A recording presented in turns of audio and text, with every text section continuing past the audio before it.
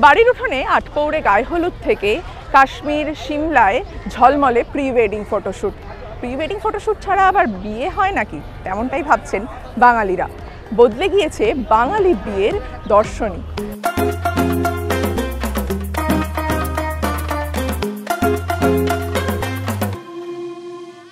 লগ্ন কটায়? পুরুতমশাই কখন আসবেন? আচার বিচার যেন ঠিক মতো পালন হয়। বিসমিল্লার সানাইয়ের সিডিটা রেডি আছে তো? এসব আজও বাড়ির বড়দের মাথা ব্যথা, কিন্তু বাঙালির বিয়ে আজ আর কেবল বড়দের বিষয় নয়। যখন শুরু করি পার্সোনালি 2013 সালে, তখন বাড়িতে দেখতাম রীতি রিচুয়াল মানে ছবি ফবি কোনো ম্যাটার না, আগে রিচুয়াল মানো তারপরে বিয়ে। সত্যি বাঙালির বিয়ে বদলে গেল। এখন কি হয়, ফটোগ্রাফারদের সাথে গ্রুম ব্রাইড আলোচনা করে নেয় যে আমরা ফটো তুলতে গেলে এরকম অ্যাঙ্গেলেই বসবো, রিচুয়ালের প্রয়োজন নেই, আমাদের ছবিটা যেন ভালো আসে। সত্যি বাঙালির বিয়ে বদলে গেল। আগে যখন হতো পুরোহিতের উপর ডিপেন্ড করে হতো, এখন একটা বড় অংশ বিয়ে সেটা হচ্ছে ফটোগ্রাফারদের উপর ডিপেন্ড করে হচ্ছে। আলটিমেট সেটার জন্যই বলছি বাঙালি বিয়ে বদলে গেল।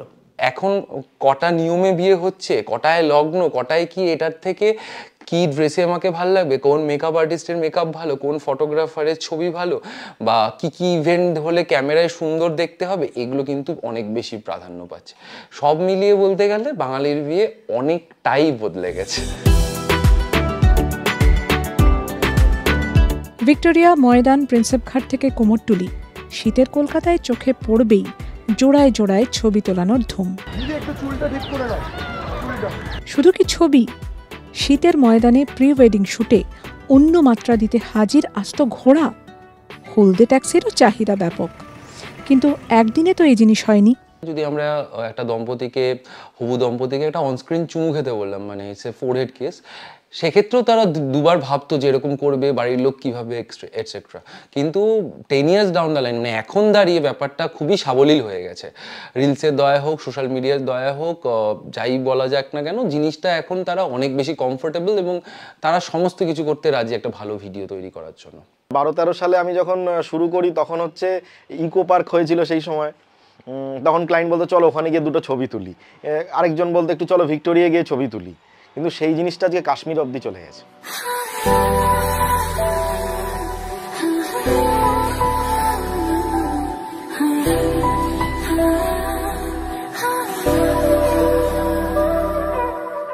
শুধু কি তারকা দম্পতি? ইদানিং প্রি ওয়েডিং ছাড়া অসম্পূর্ণ থেকে যাচ্ছে সাধারণ মধ্যবিত্তের বিয়েও। আজকালকার যুগে সবাই প্রি ওয়েডিং করে, তো আমরাও কিছু বছর যাবত দেখে আসছি যে এই প্রি ওয়েডিং এর চলটা খুব উঠেছে। তো সেই থেকেই আমরা প্ল্যান করি যে আমরাও যখন বিয়ে করব তার আগে আমরা একটা প্রি ওয়েডিং এরকম শ্যুট করব। এখন সত্যিকারে বলতে গেলে সবাই, মানে স্টার্টিং ফ্রম যারা 50,000-এর ওয়েডিং প্যাকেজ এফোর্ড করতে পারছে টু যারা 5 lakhs-এর করতে পারছে, সবাই ইকুয়ালি ইন্টারেস্টেড। প্রি ওয়েডিং এর আইডিয়াটা আমার মনে হয় এখান থেকে আসে যে বিয়ের আগের কিছু মুহূর্ত, কিছু সুন্দর মুহূর্ত ফ্রেমবন্দি করা। আমরাও সেই পথেই এগিয়েছিলাম। গতানুগতিকতা থেকে আমরা একটু বাইরে আসতে চেয়েছিলাম, যেই কারণে আমরা একটা ওয়েস্টার্ন থিম রেখেছিলাম আমাদের প্রি ওয়েডিং এ।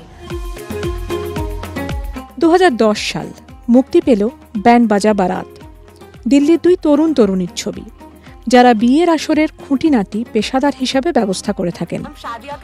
অনুষ্কা রণবীরের সেই ছবি যেন এক ধাক্কায় বদলে দিল ভারতীয় বিয়ের পুরো কনসেপ্টটাই।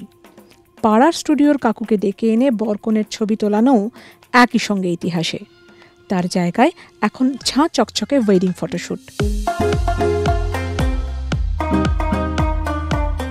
তার সবচেয়ে গুরুত্বপূর্ণ অধ্যায় প্রি ওয়েডিং ফটোশ্যুট। উত্তর ভারতীয় বিয়ের এই বদলকে কবে যে আপন করে নিল বাঙালিও, তা জানা যায় না।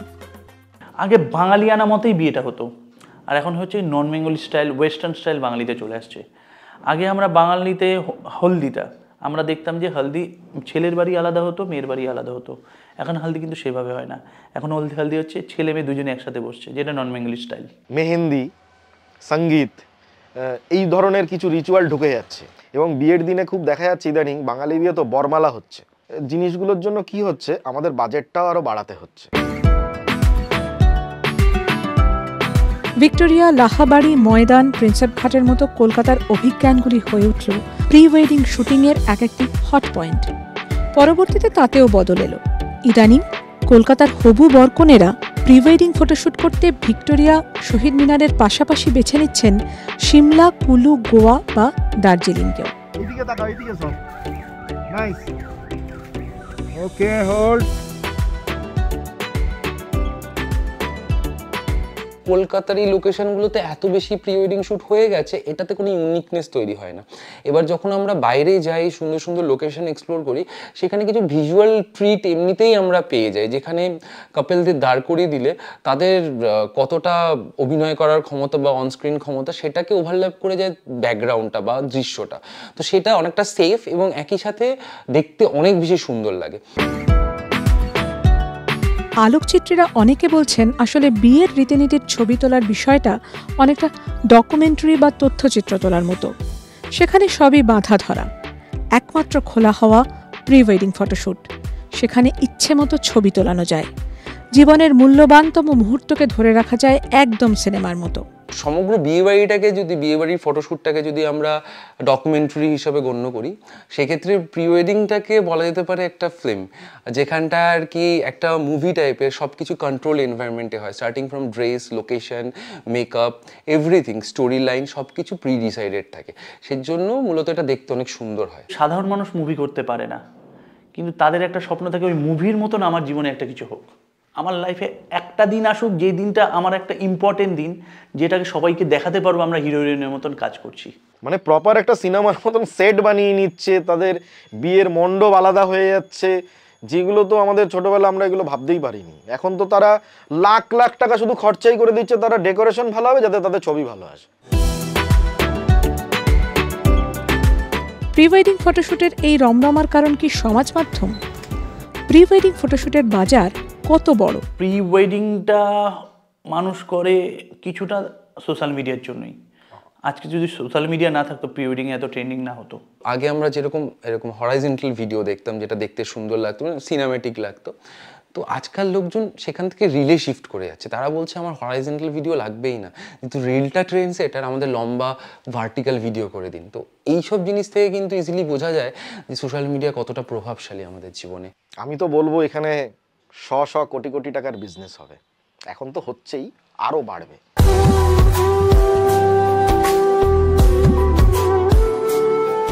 প্রত্যেকটা মেয়ের কাছে তার বিয়ের দিন একটা বিশেষ দিন, তাকে সেদিন সব থেকে সুন্দর দেখতে লাগতে হবে, আর সেই কারণেই ওয়েডিং ফটোগ্রাফির এত দর বাড়ছে। হবু বর বউকে বিগ স্ক্রিনে দেখে নিমন্ত্রিতদের চোখ কপালে উঠছে।